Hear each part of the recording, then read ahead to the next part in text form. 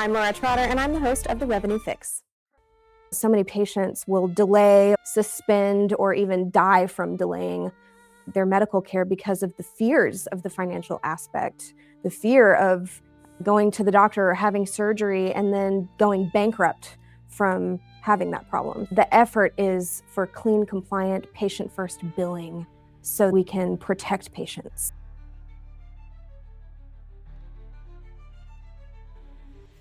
I'm Laura Trotter, and I'm the host of The Revenue Fix.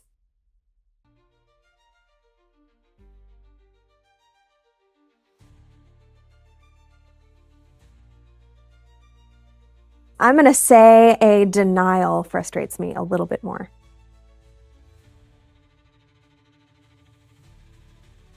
Net collection rate. I think in this industry anyway, the clean claim rate is just nil. You're not going to get clean claims that are just going to process the way you bill them for a neuromonitoring claim.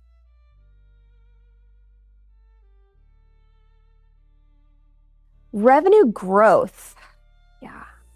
I want to see a growth pattern. I want to see a future pattern. I want to see strategy on using revenue gains to improve future workflows and to protect growth in case coverage.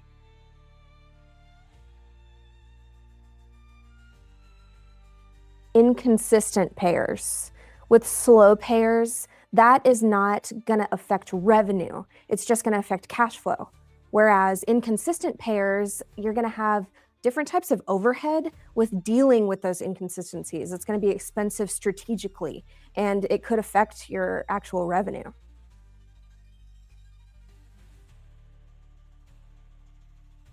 It's both. It's so both. I'm going to say more the process. I think that it's trainable. Of course, you've got to have the right people on the bus that are going to be open to being trained in that way. It's really going to be training and processes that make this possible.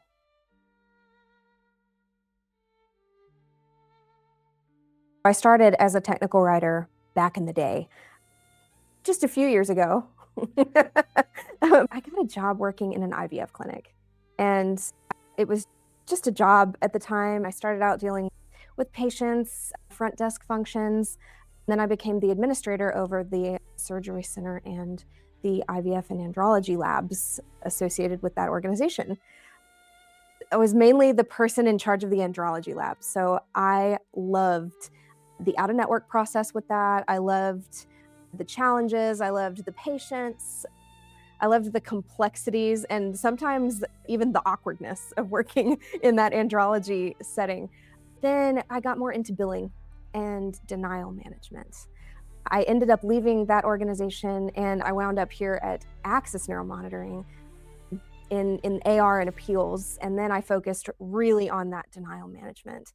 I fell in love with using those technical writing skills to fight insurance companies and get those denials overturned, with finding the denial that's on the page and saying, this is not really what you're denying the claim for, pushing back, learning all the laws around ERISA, all of the state-by-state claims processing protocols. I got so good at pushing back that we've made a business out of teaching other people how to push back, when to push back, how to leverage the resources that we now have at hand to maximize our profitability on this incredible industry.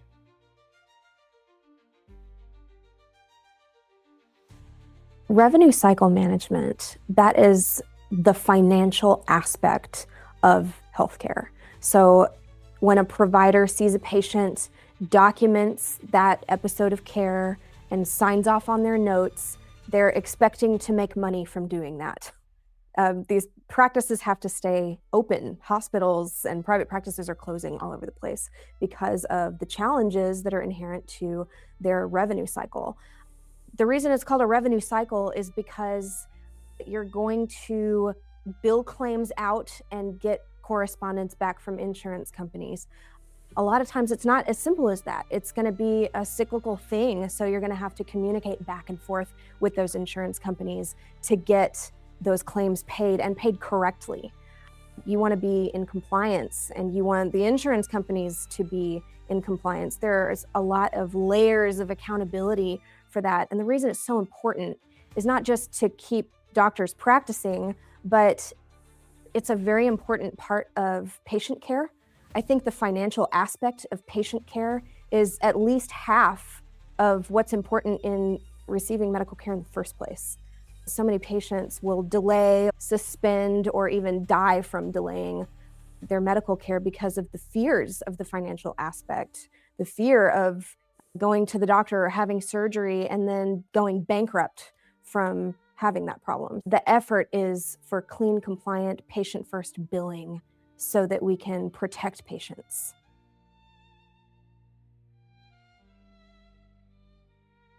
Leadership in RCM, in revenue cycle management, really, to me, it's about empowering people around you to specialize in what they're good at, to identify what they're the best at, and structure an organization around maximizing everyone's potential. If you're not able to do that, you're going to create bottlenecks where people are only good at one thing and they don't know the full scope. When you hoard instruction like that, you're going to create issues that prevent claims from getting paid.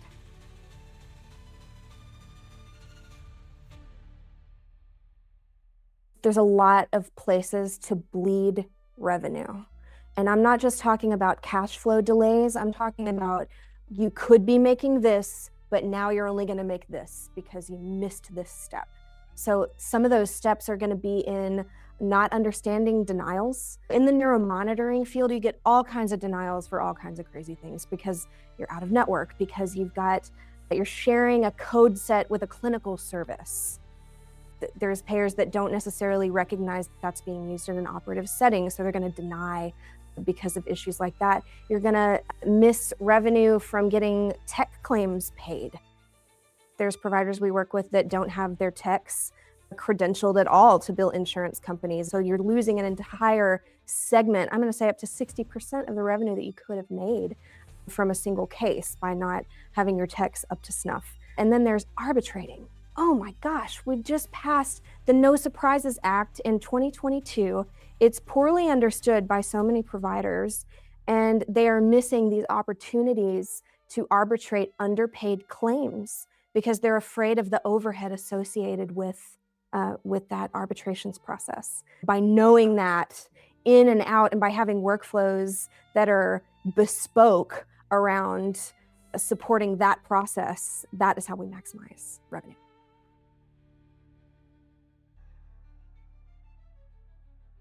Are you a provider that has questions about compliance, about coding? Are you a biller that wants to know more about a particular topic? Please ask your questions here in the comments.